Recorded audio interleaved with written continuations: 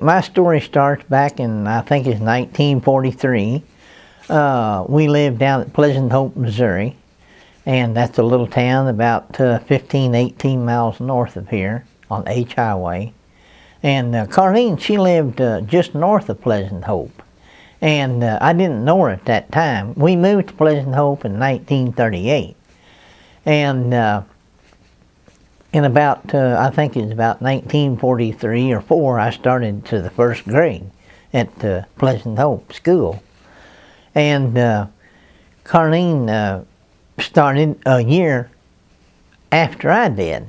So she was only 6 and I was 7. And so I liked her right off the bat, but I didn't tell her because I was pretty bashful. And I just never did really tell her that I liked her. And so anyway, we went all through 12 grades together. And I never did ask her out in them 12 years.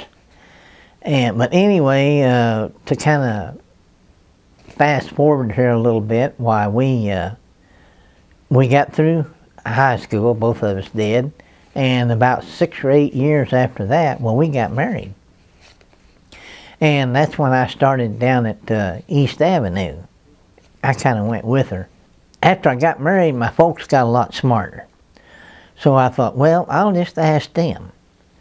And so one day, I asked them, I said, what do you guys think about Southern Baptist? And of course, they were Methodists, had been for as long as I can remember.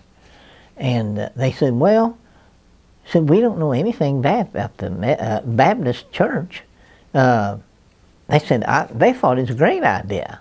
And so, I've been in the church now, I guess this will be 50 years I've been in the church. We moved out here, where we're at now, to National Heights. And when they got the building pretty well up, well, we had we had work days, and we scheduled us to work of a night after work. And we come down, and we work on the sanctuary, and it had a concrete floor at that time.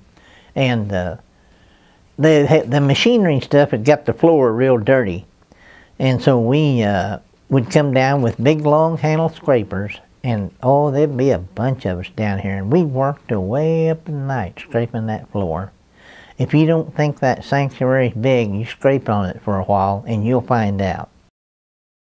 Probably around 80, we decided that we need a park out here.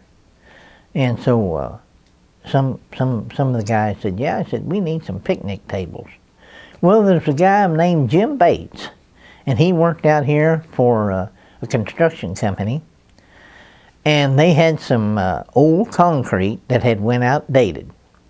And what this concrete was, it was a special blend of concrete, and the government had bought this concrete to make those missile silos up around Sedalia.